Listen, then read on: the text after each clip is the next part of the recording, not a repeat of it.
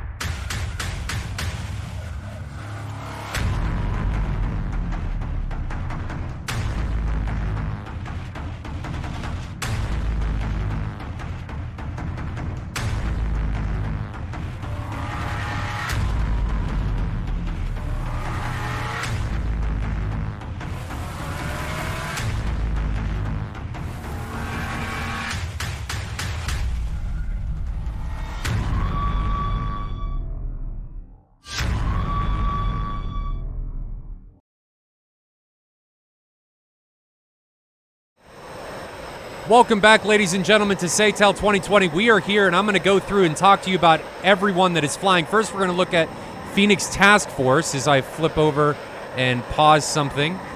First, we have F-15s, an F-15 being piloted by Paris. I'm going to let him go. We're going to move forward and watch these other guys depart as they come in.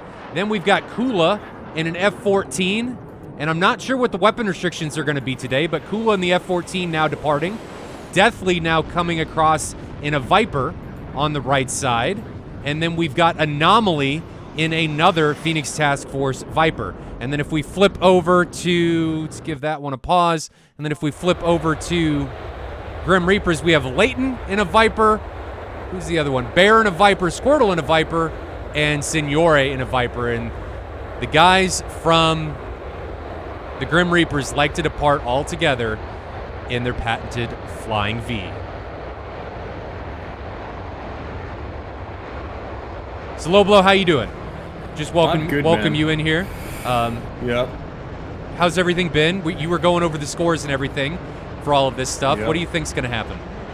Well, let's have a look at the stats there. You know, Grim Reaper's sitting on a 1.94 kill-death ratio.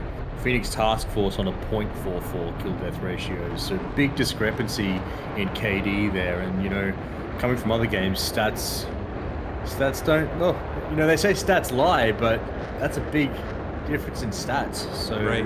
What is going on with my bitrate? Why is the stream so poor? Interesting. Yeah, but anyway, back to the two teams here. So we're looking at 251 nautical mile ingress and the 4 Vipers with PPLI there on Grim Reapers. You know, could be pretty good, you know. And I've had personal dealings with Squirtle through the BFM community, and he's one hell of a stick. And, right. And I've seen them in SATAL. They're a good team. So with that 1.94 KD today, my money's on Grim Reapers. You're jumping on the GR train, huh? Yeah, I have to. Anything, you going with anybody here? You thinking Squirtle's going to take it and annihilate some people, or what do you think's going to go down? I don't know. I haven't watched him enough in the BVR space to be able to comment on that, but I do know, post-merge is one hell of a stick, so we'll just have to wait and see. What do you think's going to happen? I don't know what's going on with the bitrate. This is really bad. Like, my game's looking fine. OBS says everything's cool with its outrate. I'm not dropping any frames. I don't know what the problem is. That's really weird. You check your background apps? It's not. No, everything's running fine. If I was having my background apps were causing problems, OBS would be taking a dump, and it's not. OBS is fine. It's something to do with... This actually looks like Twitch. This doesn't look like me. But anyway, I think we're past that. Everything looks to be sorted, and we're riding along right now with Phoenix Task Force's Paris. And who is behind him? Let's take a look-see. So Paris is in the middle of the pack. If we flip over, Paris is right here. Anomalies to his right. Deathly's in the trail, and then Kula is leading the way. And then over for Grim Reapers, we've got everyone flying together in formation. Can I grab one of these guys? Let me click on somebody! There we go. So lots of F-16s. Loblo, last week I think we had lots of Tomcats. Or earlier in the week we have lots of Tomcats. Now it's lots of Vipers. So I'm anticipating many, many, many close-in brawls. I think the Vipers are going to be hugely aggressive. Things aren't going to be taking place as far away. And guys, again, I don't watch the streams beforehand. Loblo doesn't watch the streams beforehand. We go through the TAC views just to highlight some things so we don't miss things that happen. But I think with all of the Vipers in the mix today, both teams are going to be very, very aggressive. Yeah, well, if we're in for a slugfest, I'm all down for that. And I have no idea whether we're actually going to get to the merge on these, but if we do, that's going to be fantastic to see.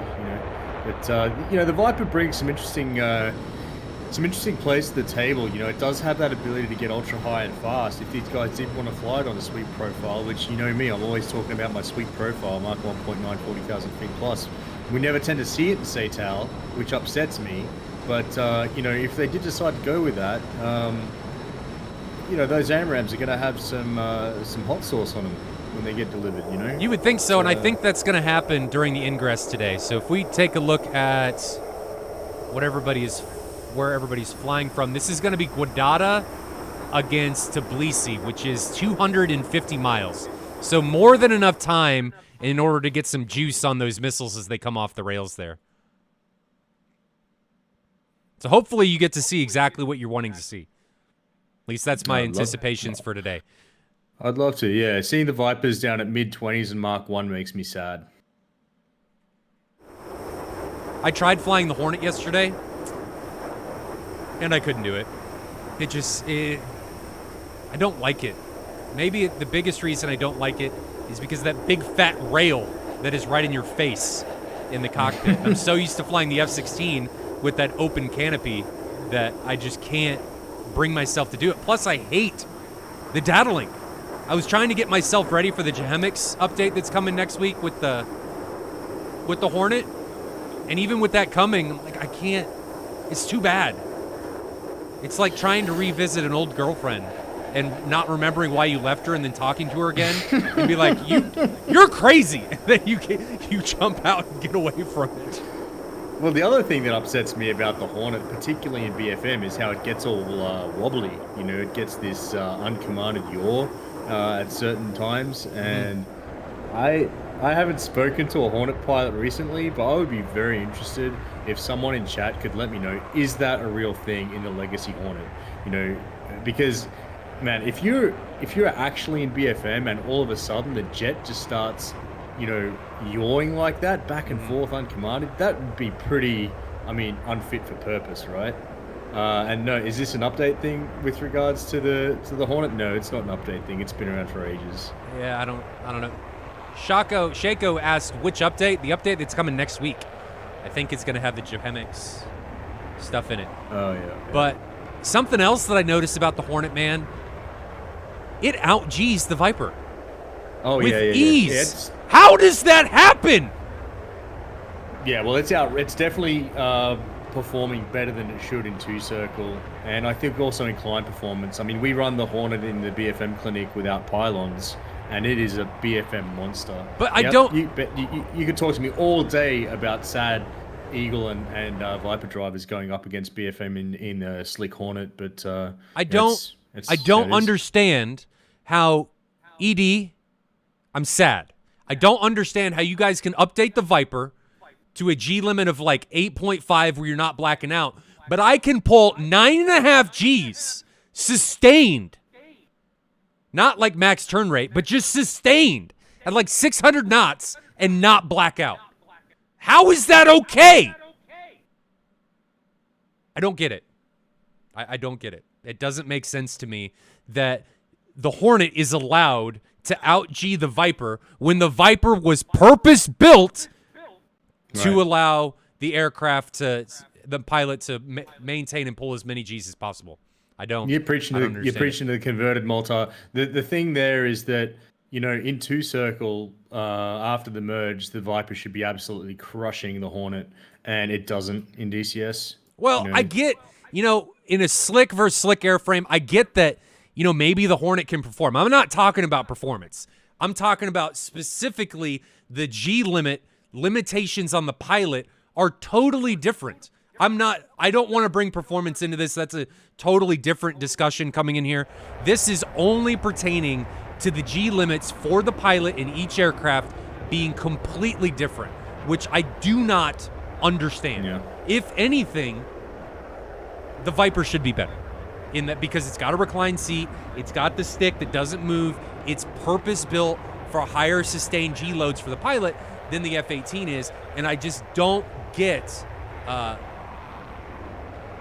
why that hasn't been fixed, and why when the Viper got the increase in G limit, why it wasn't increased to where the Hornet is. I just don't, that doesn't make sense to me.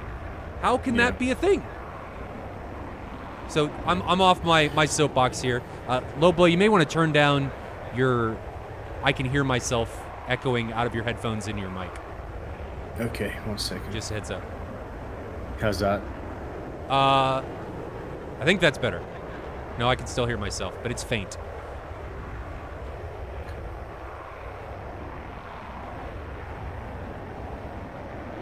Try now. 1, 2, 3. Well, we'll just see if I can hear. I think that's better. So these guys are ingressing now. 124-mile spread. Again, Gold League, 4-ship on 4-ship. GR, Grim Reapers taking on PTF or Phoenix Task Force. Lots of Vipers. I counted them. There are 6 in today's matchup. So Phoenix Task Force is being represented by 2 Vipers, Anomaly and Deathly, F-14 from Kula, and Paris in an F-15 Eagle. We're going to have to see if Paris gets his Black Arrow on from his Diamond League team. And then we've got, these guys are hard to see, 4 Vipers coming from Grim Reapers. Squirtle, Signore, Bear, and Layton repping for Grim Reapers. And they should be separated by roundabouts 100 miles at about this time. So who do you think is going to be the first to shoot? You think the Tomcat's going to try and lob a long-range Phoenix out there, or you think we're going to try and get closer range and all the Vipers are going to get unleashed with their I think the Gold League Phoenix Task Force team, they're a different team to the Phoenix Task Force team we're seeing in Diamond. I think the Diamond team have been performing quite strongly. Their KD's higher. I think that we're probably going to see some early Phoenixes from Kula there. But I mean, I'm guessing maybe first Phoenix around 70 to 50 miles, something like that. But you're right, like if you wanted them to actually be useful, and we've spoken about this before with Billy, sub 30 miles at the least, and the dangerous ones are around 20 miles. So, I don't think the 50 to 70 mile Phoenixes, if he decides to go down that road, are actually going to do anything against GR. They'll be expecting them, and they're not going to really bother the GR guys too much. I think we're going to see an early Phoenix. I don't think it's going to be effective. I think it's going to be launched from too far away, or it's not going to be supported long enough for it to make any sort of impact. That's my prediction here of what's going on. Layton, you guys need to turn... Oh, maybe they haven't fenced in. I don't understand, guys. Grim Reapers, why do you drain your wing tanks first? You're just taking too much more drag. You don't have the speed. I don't understand. Centerline first, in my eyes. Jet that thing. Get rid of the drag as you can. Don't haul around 3 tanks for this long. Looks like they're going into combat spread. They're breaking formation now. Bear now right above Leighton. And Signore looks like he's going to branch off with Squirtle. So again, all F-16s. I like Grim Reaper's livery. It's nice and basic. It's not overly in your face. We're going to throw as much stuff on an aircraft as possible, like lightning bolts and thunder and all this other stuff. I just like it's So there's the easy. first Phoenix. We're through 80 miles here. Actually, that shot there is a 67-mile shot from Cooler. Yeah, we can see it coming up and away, and it is saying, I want to be a satellite, Daddy. And it takes off, and I'm going to think it's going to be up above 70,000 feet here at some point. Let's ride along with it. So here's the Phoenix. And I guess I was wrong. It leveled out at 50,000 feet, 2,600 knots as it ingresses towards the Grim Reaper's side. Now have a look at this. Grim Reaper's bracketing in 2-2 ships. So you got Squirtle and Signor heading off to the north there, and Bear and Leighton breaking off to the south. This is a great play. You know, we have seen this bracketing work really well for teams in the past. You know, it's just going to force PTF to pick a side, you know, and if Paris breaks off and the other 3 go north, well, then Paris should, in theory, be an easy kill for GR here. Right. Well, that Phoenix actually looks like it's lost its way. It's been lost in the forest, and it's not tracking anybody. It's flying headlong right up the middle, unless it's tracking Bear, but I don't think it is. I think it's just flying right up the middle, not tracking anybody. Phoenix Task Force's Kula must have lost track of its intended target. I don't know who it was on, but Grim Reaper's doing a decent job. I don't know if they recognize that a Phoenix was launched or this was a predetermined split point for when they were actually going to break apart, but they do a decent job at making it difficult for that Tomcat to track a target. The next thing that I'm really worried about here is Paris. Look how isolated Paris is in this situation. Absolutely. He's 20 miles right, and away that's from his nearest friendly. That's a 24-mile slammer from Bear, and, you know, that's just a deterrent slammer. I don't think Bear intends for that to actually kill anything. But, you know, yeah, definitely Paris is balls deep here. He is, you know, maybe he's trying to replicate Black Arrow, you know, but his team are definitely not in a position to help him out. If Bear turns hot and presses him with Leighton here, Paris is going to be in a lot of trouble. And I don't think that 120 is actually tracking either. I thought I saw it. Nope, it is tracking. I don't see it. There it is. So it's coming in from 4 miles. I would have liked to see Bear support that missile a lot longer, but this missile actually may cause problems for Paris as it ingresses 2 miles away. 14-mile trade of 2 slammers here from Leighton and Paris. And no, Paris turning out cold immediately. And Bear punching tanks in the back there. He is, let's see, basically 6 miles behind Leighton. And it looks like these guys are, you know, maybe setting up a bit of a grinder down here in the south. Now, looking at what's happening in the north, we've had both Squirtle and Signor, I think, have punched off their bags. I'm seeing 2 bags there on TAC view. But Signor starting to face off against Anomaly. And Squirtle turning in to support him from the northern flank at the moment, launching a slammer on Anomaly there. We have a slammer from Anomaly on Signor, and Signor firing on, it looks like Paris to me. Paris, right? Paris, I think, is the one that's actually in trouble. He got pushed away from the southern 2-ship, is now being pushed into the northern 2-ship, and that slammer from Signore, I think what it's going to force Paris to do is defend, and it's going to allow Bear, which we go back to split screen, it's going to allow Bear to close. So Bear is at 15 miles now. Paris is still totally isolated, trying to defend this incoming slammer, which is about 1 mile behind him. But look what it's doing. It's forcing him into just dragging the active missile behind him, and it's allowing Bear and Leighton to close on him. Bear is now 13 miles away, and now Leighton is head on with him. 18 miles. Leighton, if we flip over to him, as he comes into Paris, Paris is actually now turning into Leighton. So Paris is at 10,000 feet. Leighton's at 8,000 feet. We can see Paris right in front of Leighton. 120 being launched from Paris, 120 being launched from Leighton. And I think this is going to be a game of chicken of who defends later, but except when you want to defend later, and that makes you the winner in chicken, typically in air combat, you defend later, you end up as a big pile of rubble and dead, spread out all over the floor. And Paris, I think, is going to be the one defending later, as he's really not even defending, and he desynced and disconnected. Wow, so he really defended late. He defended late into another dimension.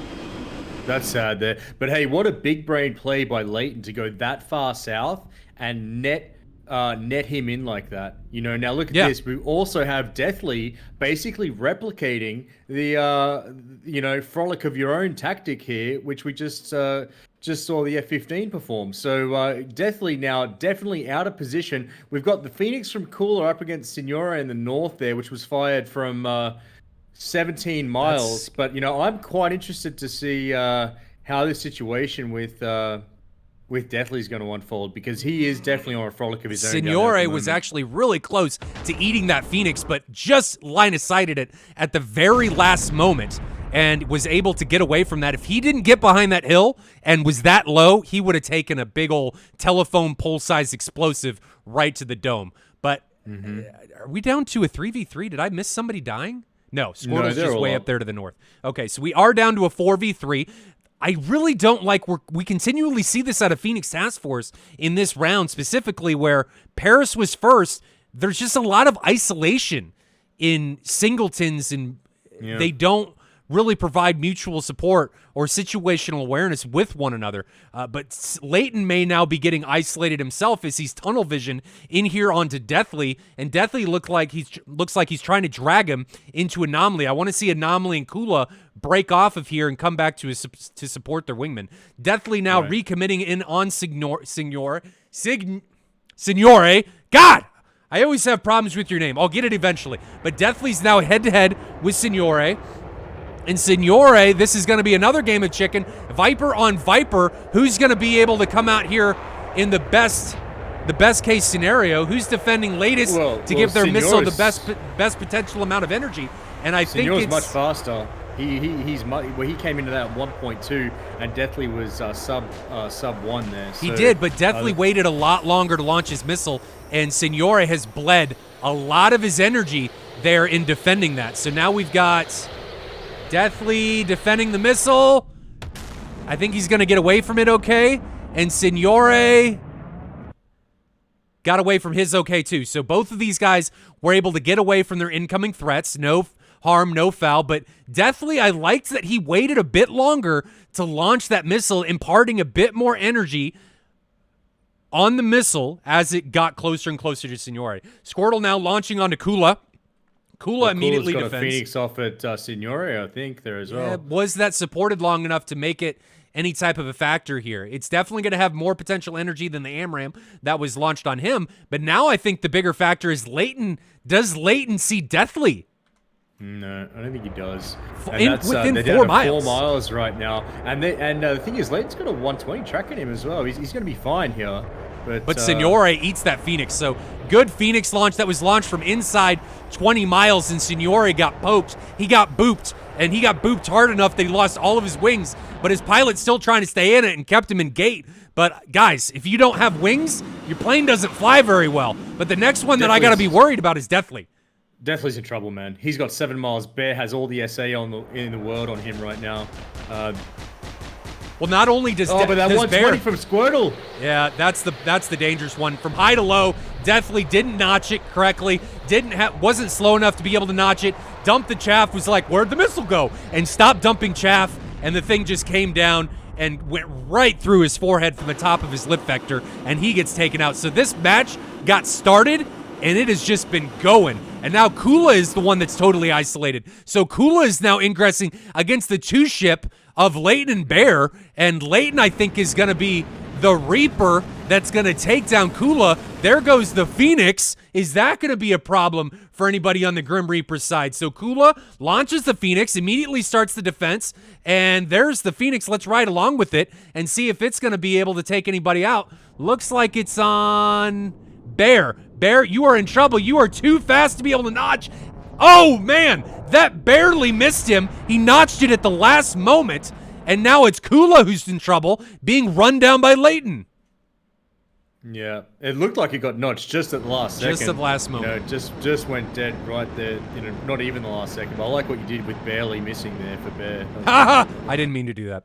Anyway, I think what ended up happening there was that missile was not supported. We saw Kula shoot it and then immediately turn away. If that missile would have been supported, I think that would have hit. But now Kula launching all the things, and Kula gets taken out. But now Leighton has a missile coming in on him, and Leighton gets taken down.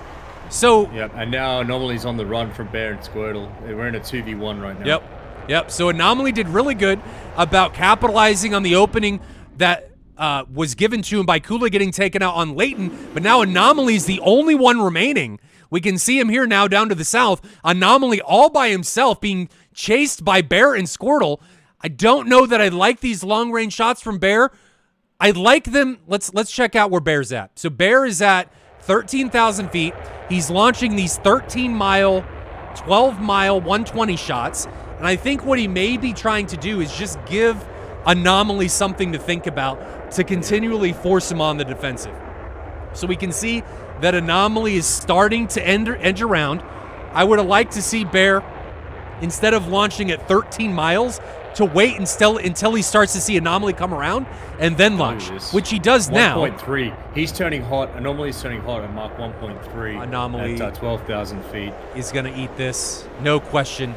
No question. He's flying right into this. 1.5 miles, half mile, face mile, and Anomaly gets demolished.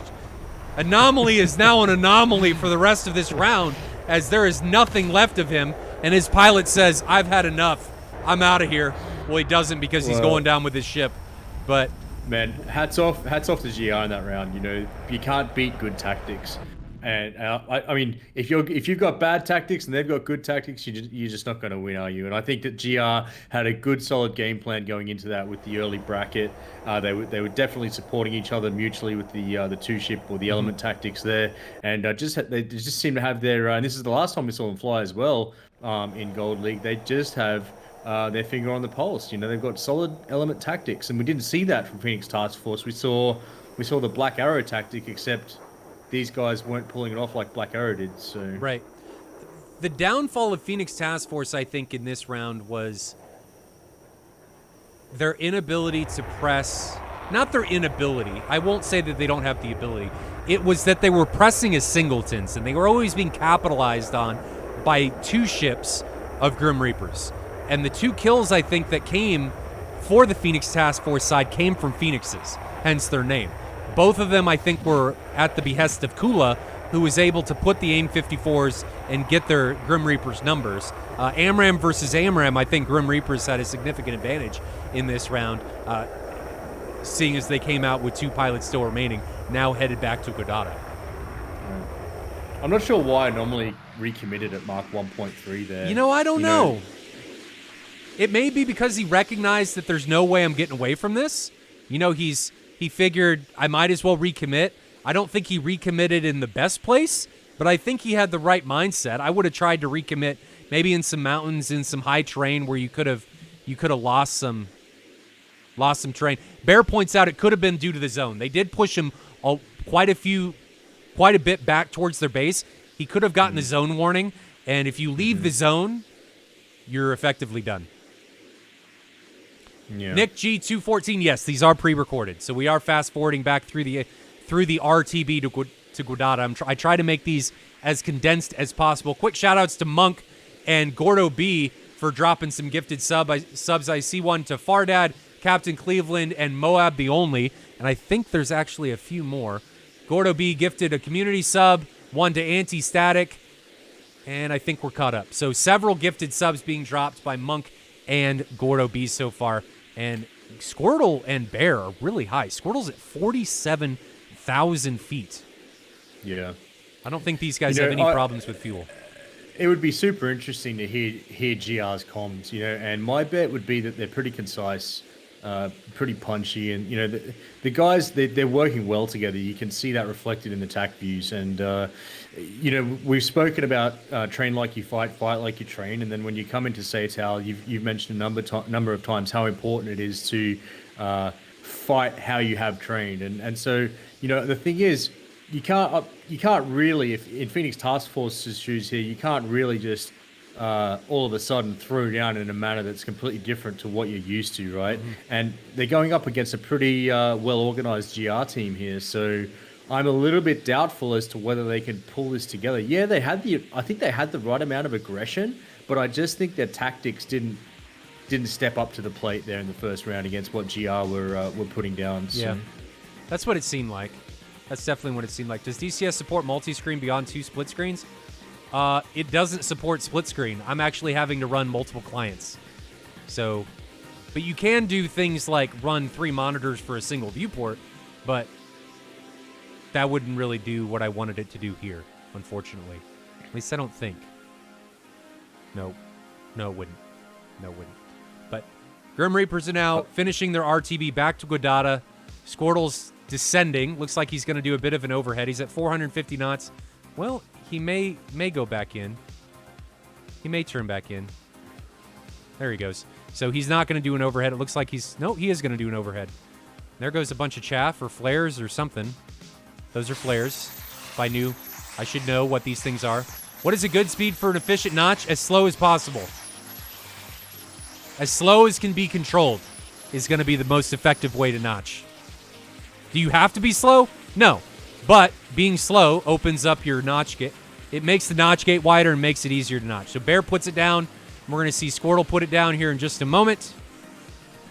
One thing I will say also, Malta, just looking back through this TAC view, and I'm not sure whether we're actually doing a proper TAC view review today, but what the GR team did really well in this round as well was capitalize when they saw the Phoenix Task Force guys out and alone by themselves. You know, they didn't waste any time on shutting those guys down. Deathly and hang on a second.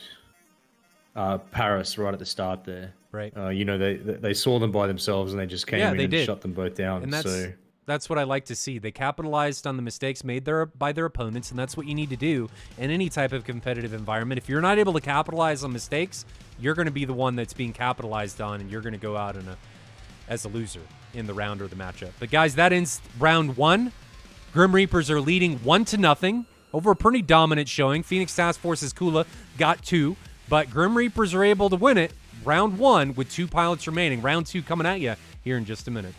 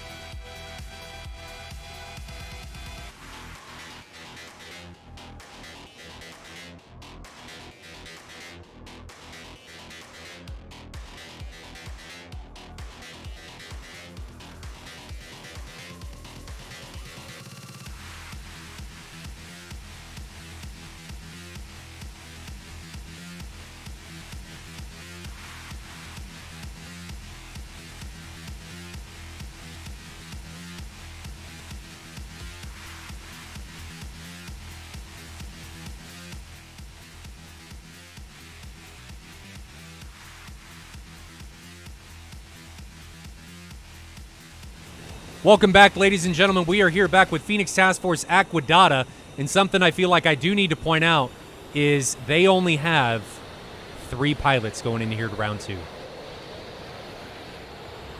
I think that's going to be, maybe a bit of a problem. You don't want to go into things. You don't want to go into things with only 3 pilots, already a man down. I don't know what happened, unfortunately.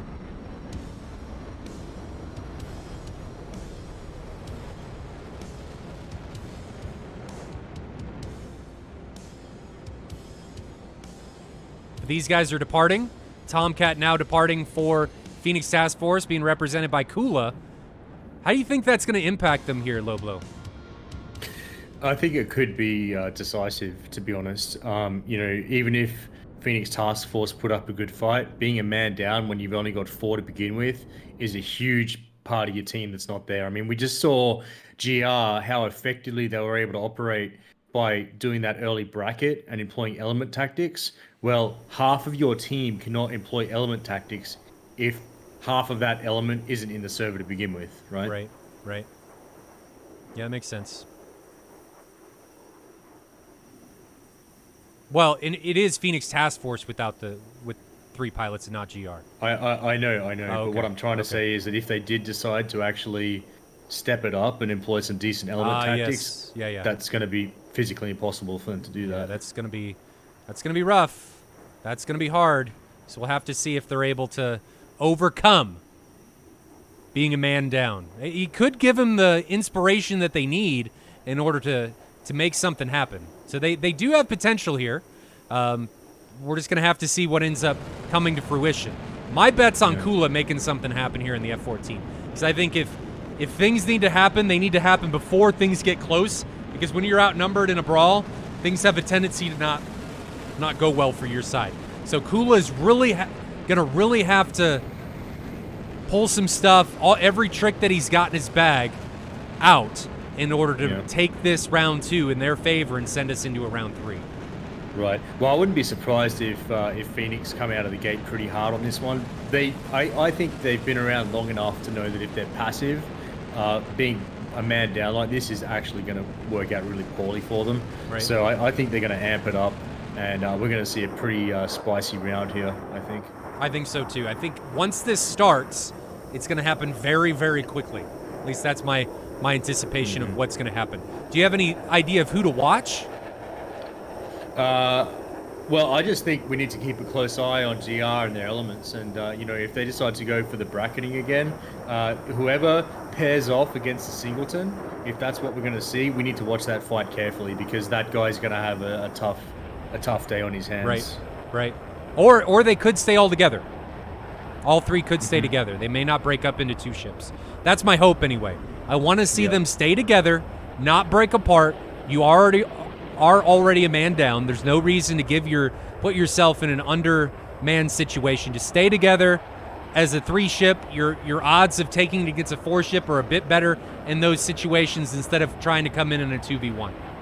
Yeah, and then it really comes down to, if we do see the early Phoenix from Kula there at, say, 60 miles, how Phoenix Task Force responds to that. If they are actually sticking together as a 3 ship, once that Phoenix starts coming in, do they just, disperse and lose SA on one another, or do they stay together in the defense and then recommit as a 3 ship? Because I think that's going to be quite important here, is that they're able to maintain a SA on one another and on the enemy, on what's going on there. So I hope that they don't scatter once they get that Phoenix coming in, if that's what's going to happen, and lose SA.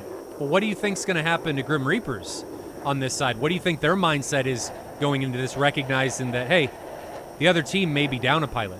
Maybe we're going into a 4v3. You think they're going to be overconfident coming into this round? No, I don't think GR fly like that. I think from what I've seen, they're very cool-headed, and they trust their tactics. I mean, that's the GR I've seen fly in the last 2 times I've seen them fly. But I would say that they're definitely looking to capitalize early on any mistakes. That's been their sort of modus operandi. And if we see them split off and try to bracket here again, they will be looking for that opportunity to smash Singleton in the face early. That's what I would expect. But again, if Phoenix Task Force deny them that opportunity, then yeah, it's going to be super interesting to see how they deal with it. But if they do come in with a bracket, that is going to be difficult for Phoenix Task Force to deal with if they've stayed clumped up as a 3-ship, because they will have two Vipers coming in from a flank. So we're going to see a fish, the school of fish in the middle there with the predators around them again. I think if that's what's going to happen. Yeah. Good points. Good points. I've got to point out, I really think it's going to come down to what is Kula in the F-14 going to be able to do with those 4 big Phoenixes? Is he going to waste them at long range? Is he going to be able to save them to the higher PK values, the higher PK ranges as they get a bit closer? What's going to happen? I think Kula in the F-14 is going to be the game changer, if there is one, in the hopes that Phoenix Task Force is going to be able to send us to round 3. Yeah. Now we're at 170 miles, and you can see these two teams playing off against one another with the altitude. They're both through Angels 33 at the moment. Do you think that's a factor because what they're able to see each other because of the AWACS at 180 miles? Yeah, that's the only way they're able to see each other. Right. Well, of course they wouldn't be able to see each other on radar. But I was just interested to know whether even with AWACS they would still see the airplane at like 170 miles. Yeah, you will. Okay. Well, in the Viper, no. I think you max out at 160 miles. Right. So I don't think they do. The Tomcat, I don't know. F-15, I think so. So maybe what's happened is, the thing is GR only have Vipers, right? Right. So they're just climbing to 36 because they're climbing to 36. They're not actually responding to PTF here. I don't think either side is responding to one another due to altitude. I think this is their game plan coming in here. You want to ingress with altitude, airspeed, try and get as much smash on that shot as you can for the opening salvo. You don't want to come in with low speed, low altitude, because if you get caught late, you're not going to have any potential energy in order to maneuver, and you're just dead. Yeah, so we got GR up at 38,000 right now, and Phoenix Task Force still starting to climb. Let's take a close look at Phoenix here, because I just need to pull them up.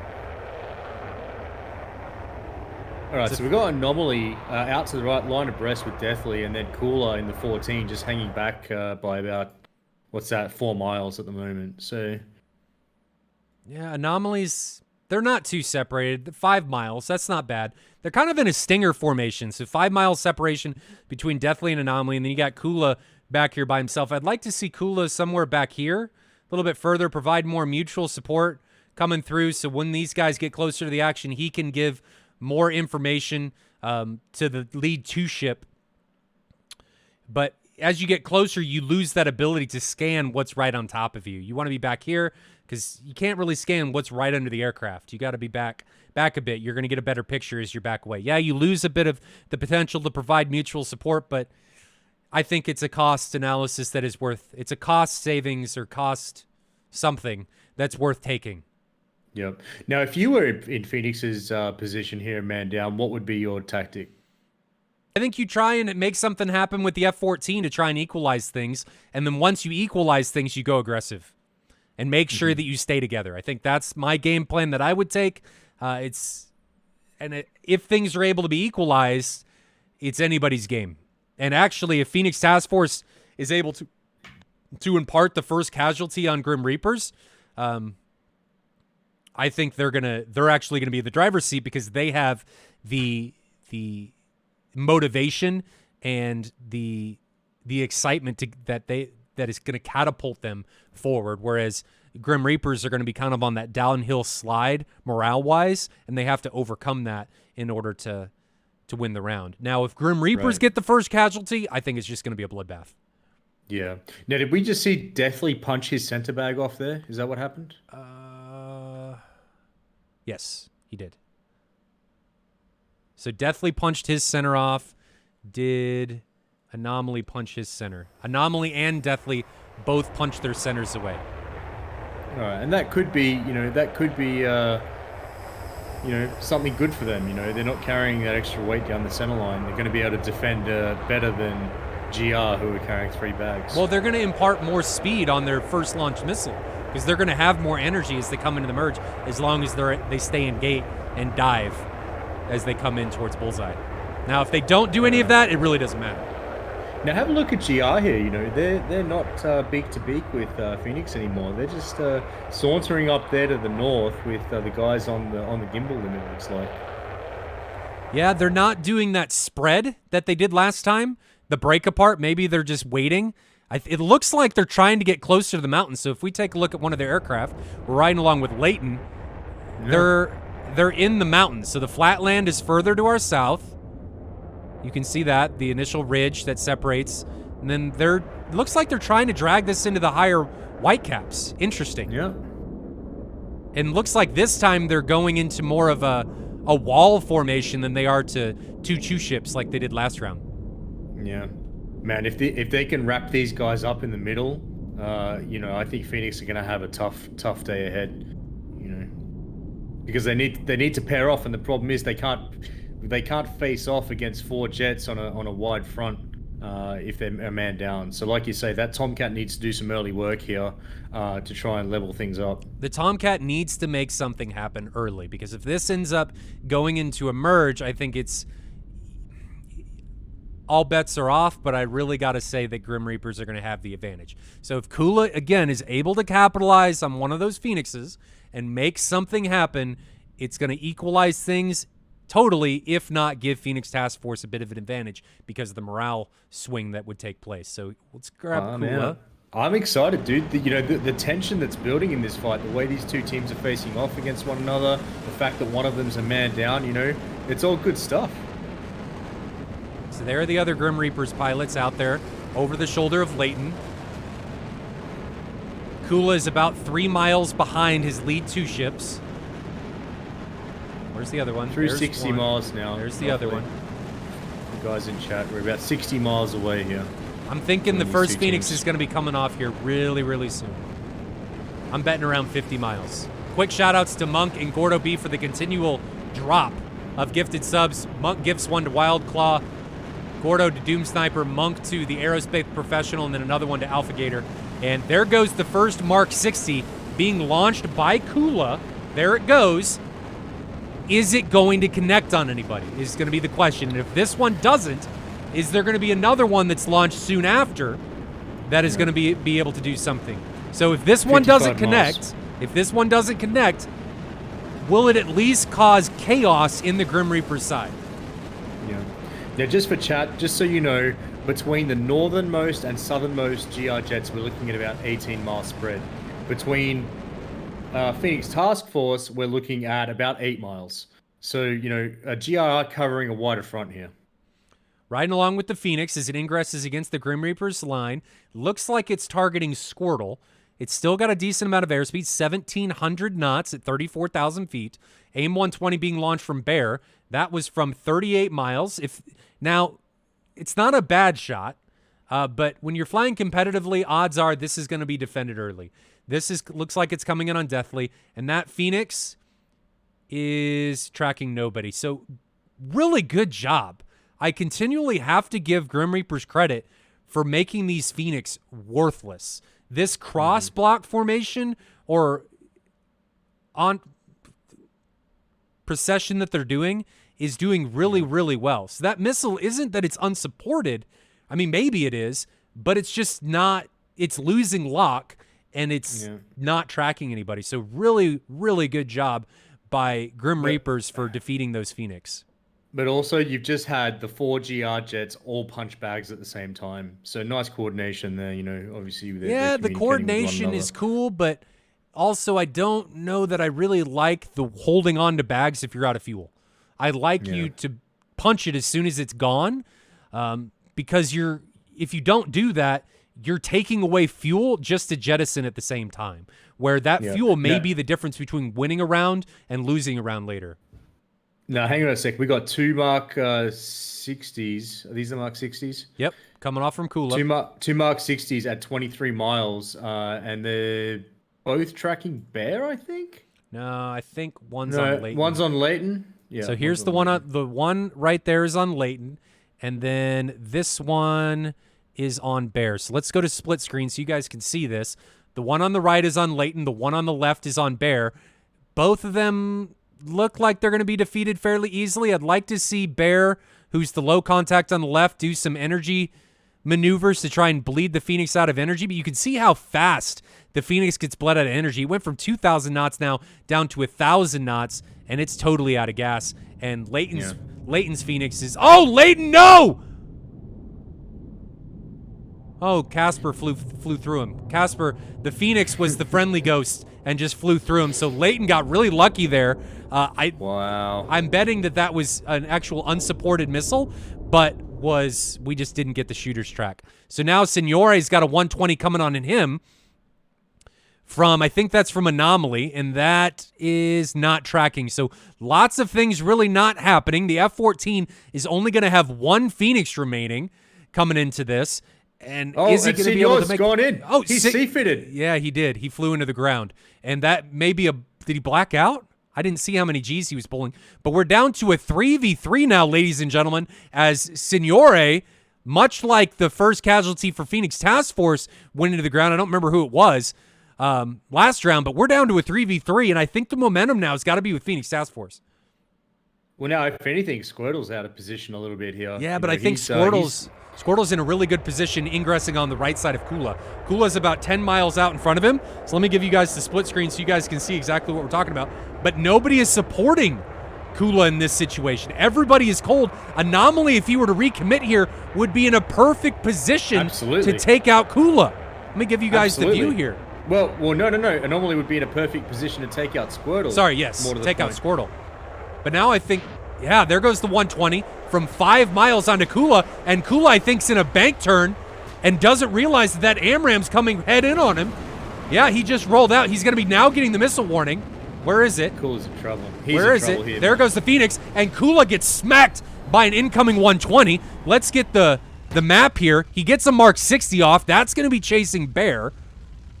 Is he going to be killing Bear post-mortem? Well, we're down to a 2v2 right We're down to a 2v3. 2v3, my apologies. Bear 2v3. But this missile is just going to be coming off of Burner, and Bear's going to be in trouble. I don't think Bear is going to be slow enough to notch this effectively. No, Bear is at 700 knots. He's going to eat this right there, and it's going to take a second for the other camera to catch up. Sorry, guys, they were a little bit desynced. I'm going to pause them so we can get them all synced back up. But Bear just got pummeled. Yeah, well. And that was just a case of him trying to notch at 700 knots. You're not going to have a good time trying to notch at 700 knots. GR now need to commit on Anomaly up there. You know, Squirtle needs to turn hot, and they need to punish Anomaly. He is. But I think it's going to be Anomaly to get the one that's going to get punished. Yeah, I think you're right. He's high. He's not very fast. Still has 2 tanks on. He's got an AMRAAM coming in on him under 2 miles now. That thing's got a lot of juice, and Anomaly's going to be the next casualty. So Phoenix Task Force doing a decent job. And now it may be Leighton who's going to get punished. Here comes the 120, and Leighton gets taken down. Dude, that's total kill from the grave right there. That's 2 of them. And now we're down to a 1v1 head-on incursion coming between Deathly and Squirtle. So if Phoenix Task Force was hoping for an equalizer here, they got it. It is now 1v1, mano-y-mano, Deathly against Squirtle. Man, I hope this goes to a merge. Well, Deathly's now defending a 120. And I think it's actually Deathly that's going to be in trouble because Squirtle got the early 120 off. And Squirtle, press, brother. You got to recognize that you got the advantage here. But he broke away. I guess he was just worried about an incoming AMRAAM. Broke away, but now he's back in on the 6, and he has more than enough missiles, in my opinion, to keep Deathly defensive. Let's turn up some music here, guys, so you guys can hear what's going on. Or build some excitement. Right, and look at Squirtle, Mark 1.45 right now, just chasing Deathly down. all the SA in the world up there at 10,000 feet. Squirtle's on his way up. He's climbing. He's probably going to go to 15, 20 I think here.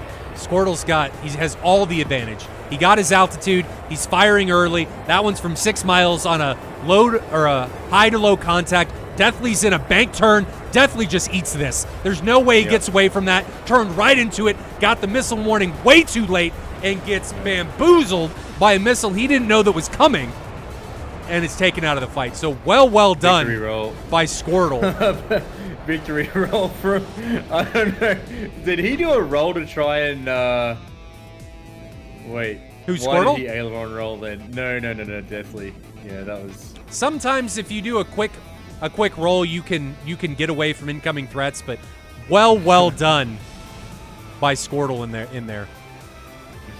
So he did a phenomenal job. I think he did everything right in that 1v1 situation. He launched early, got deathly defensive, then climbed to altitude, got his airspeed, closed the distance, launched decently early, didn't try to get right in on top of Deathly, and was just able to capitalize on all the advantages being in his favor. Well done. Right, I got no complaints about his ingress in taking out of Deathly. Said, the fact that it ended up as a 1v1 and Phoenix Task Force started a man down, that could have been their round if they'd had the extra jet.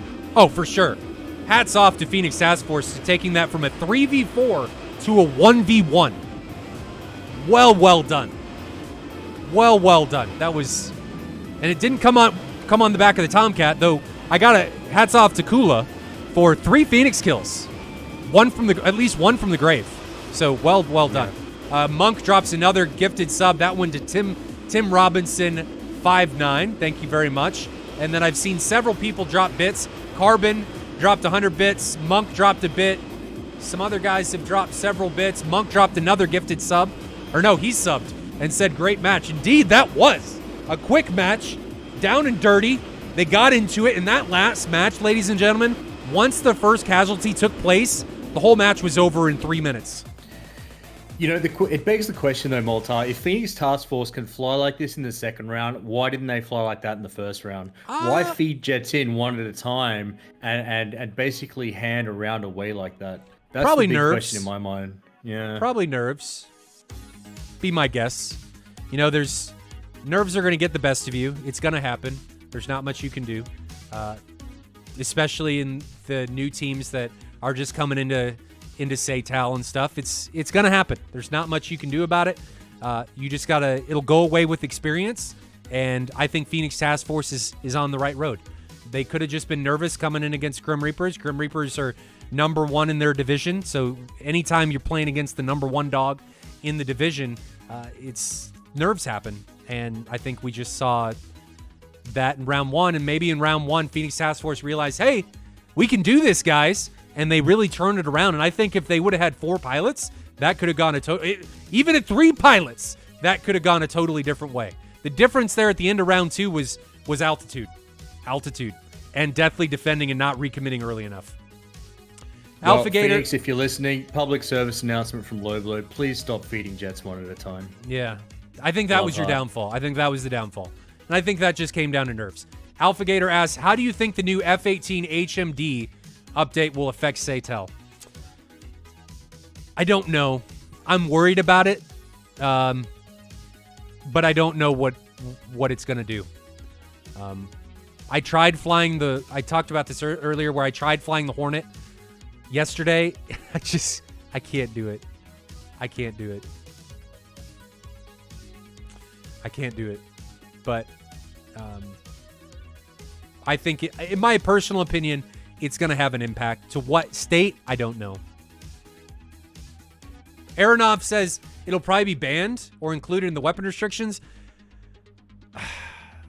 Well, how are you going to ban it? I don't know. I don't even know if it's possible to be banned. I'm not entirely sure. We're not going to know until it happens. I started a conversation about it on the DCS World Events Discord, and people are on both sides of the fence. Some people want it banned. Some people don't. I don't really know what's going to happen. In all honesty, I'm not entirely sure. What's wrong with it? We don't need to talk about that here. I'll let you guys. What it does is it displays data link contacts via lock boxes in your HMD. So instead of having to look at your MFCD, you get it all visually in your HMD. So you know where everybody is. Like, you can see people through terrain, which is huge. Yeah. But you guys need to do some research about it, and I'm going to let other people formulate your own opinions about it. I don't want to get into what happened a couple weeks ago between Billy and I. Not saying Loblo would do it or disagree or whatever. It doesn't matter. I just don't want to get into it here. I think it's TAC view time, Loblo. So I'm going to send you guys to the channel supercut again. The supercut for this match is going to be coming a bit later. Alpha Whiskey got busy, didn't have time to put it out, so it's going to be coming a bit later. But we're going to send you guys to the channel supercut. We'll be back, go through the TAC views real quick. I don't think there's going to be a lot to talk about. Things happen really, really fast. Yeah, that was 3 minutes from the first shot to the last death in that round. So I will see you guys back here in just a minute for the TAC V debrief for this round where Grim Reapers took it 2-0. Whoop, that was a loud beep. That wasn't intentional.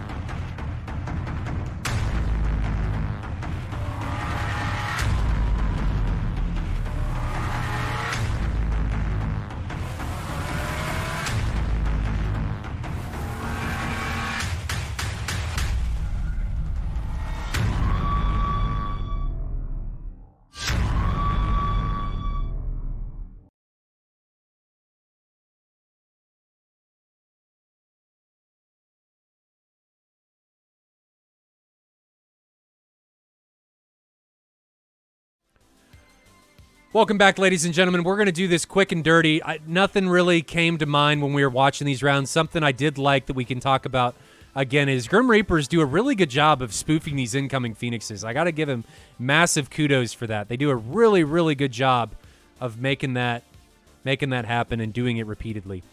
First casualty for this round is Phoenix Task Force's Paris. Look how isolated he is. He is up a certain creek without a paddle. And he is dead to rights. And I think before he ended up eating this missile, he's like, I give up. I'm out. I don't want to die. See you later, and just disconnects. So he's the first casualty from Phoenix Task Force. Signore is going to be the following one. He gets taken out right about here. Not right there, right there. So by a Phoenix, Kula did a good job. Launched that from, what was that launch from? From 12 miles. So solid shot from him. And unfortunately, Signore too fast to notch effectively and just turns right into it and eats it to the face. So not really too much to talk about in these rounds. It's just people overcommitting repeatedly. Deathly did it there, getting pounced on by everybody. Kula, I don't know how Bear didn't eat that missile. Oh, that was the one he notched. That's how he notched that one late. Then Kula gets taken out. He got in too deep. So, again, look at Phoenix Task Force. If we're going to reiterate something, I want to bury this hatchet into you guys. One at a time. This is not what you want to do. No, not into them, Malta. No, to chat. I got to bury this into chat. Don't do this. And to Phoenix Task Force. Just don't do this. You're going to get pounced on every time. He's coming in within 6 miles of somebody. No mutual support. He's going to get run down. And then don't recommit. If you're going to get this close, just run away. Don't try and recommit. Yeah. And this is a time... He had an anomaly there to drag back it. I think this is a time where he didn't think he was going to be able to outrun the missile, when he very well could have. And he tried to get in the notch, but he tried to get in the notch too late, too fast, and just allows Leighton to close. I mean, he drags... If he didn't recommit, he just would have dragged Leighton right into anomaly. And this would have been a 2v2 instead of a 2v1. So if you guys take away anything from this, commit with your friends. Don't commit by yourself. You got friends for a reason. And that's why. When you go into something by yourself, you go into a street fight by yourself, odds are you're going to get your ass kicked. You go in and bring your friends, odds are other guy's going to run away. So just remember. Just remember. Anyway, there's not much to talk about in these rounds. But just don't commit by yourself. Is that last analogy, is that something from personal experience? No.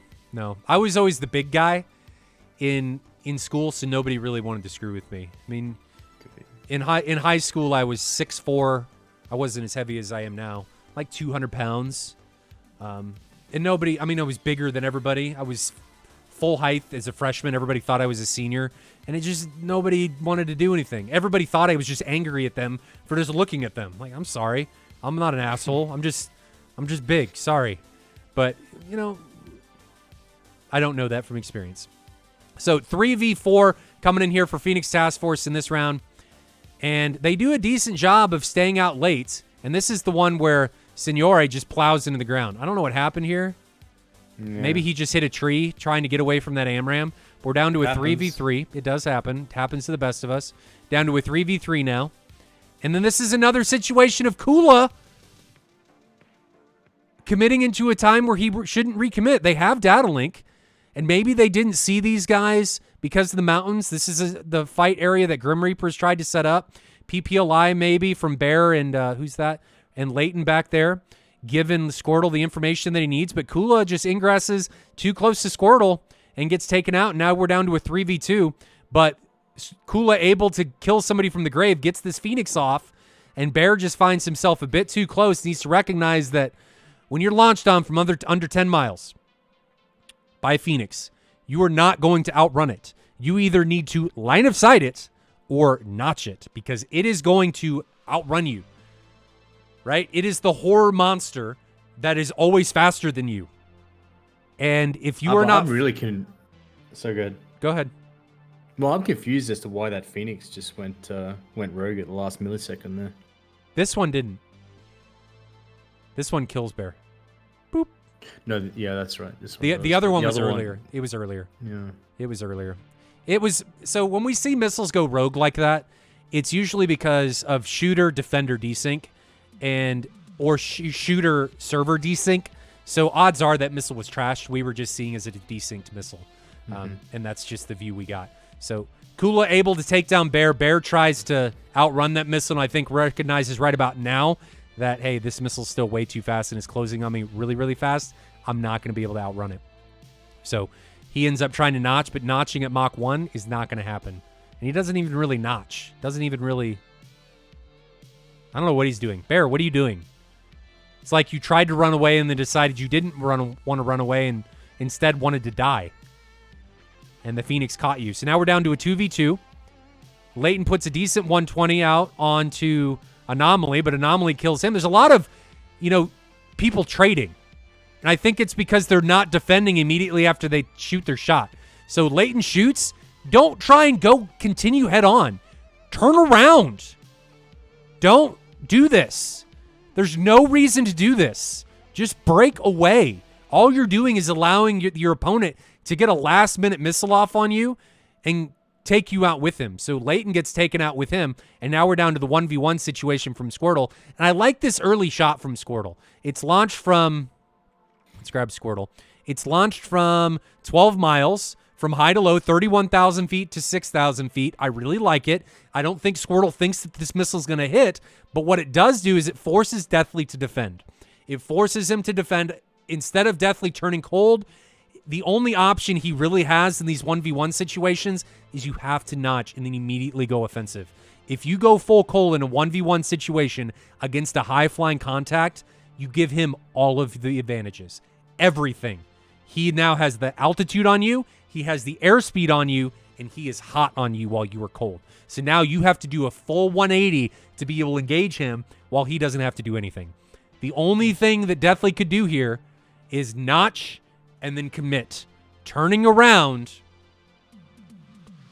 is a death sentence, and that's exactly what Deathly does. He turns around right here, runs away, and it allows Squirtle to just chase him down. Squirtle defends like he's got a missile coming at him. I like that. He drops some altitude like he's cranking and diving just in case something came off the rails.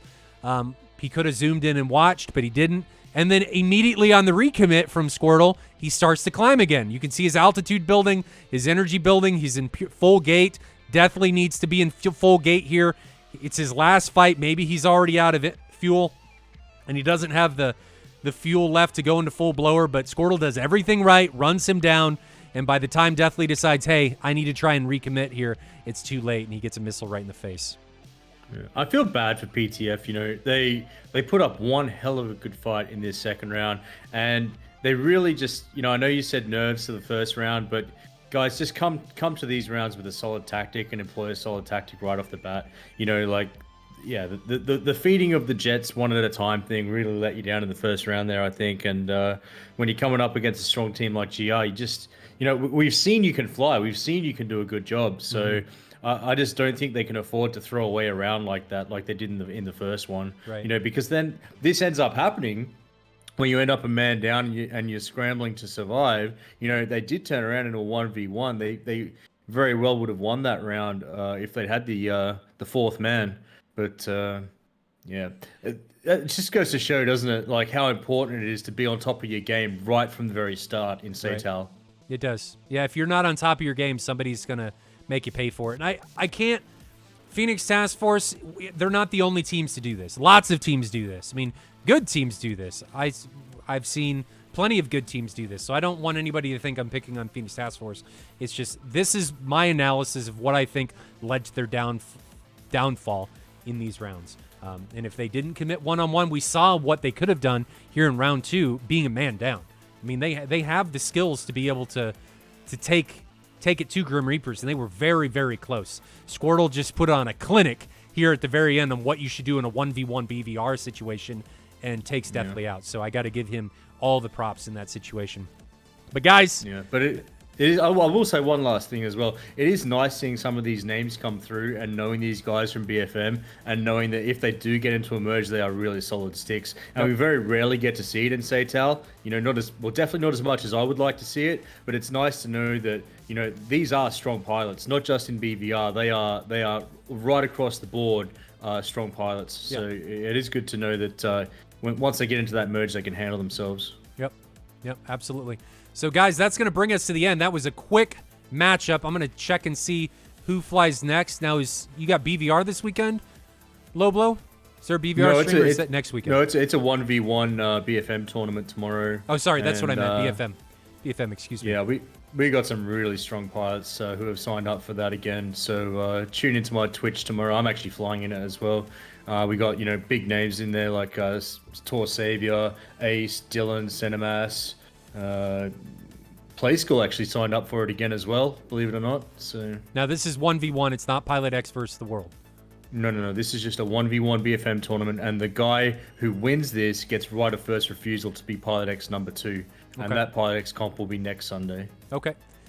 So Tuesday's match is going to be German Tactical Air Group.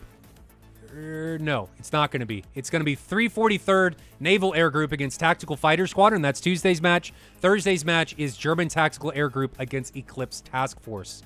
So we're sticking with Gold League for a while. Nothing wrong with that. I'm excited to stay in Gold League. I love the brawling situations that happen in Gold League. But guys, that is going to be it. Be watching for the Supercut that's going to be dropping for this match probably today or tomorrow. And we will see you guys all Tuesday. I can't wait for the Hornet update that's coming on November 4th on Wednesday. We're going to have to see how the Jahemix update for Datalink gets going. But guys, that is it from us. Nice short little stream. Congratulations to Grim Reapers for taking it against Phoenix Task Force 2-0. Fly safe in those virtual skies, ladies and gentlemen. We will see you back here Tuesday, 1500 Zulu. Until next time, have a good one.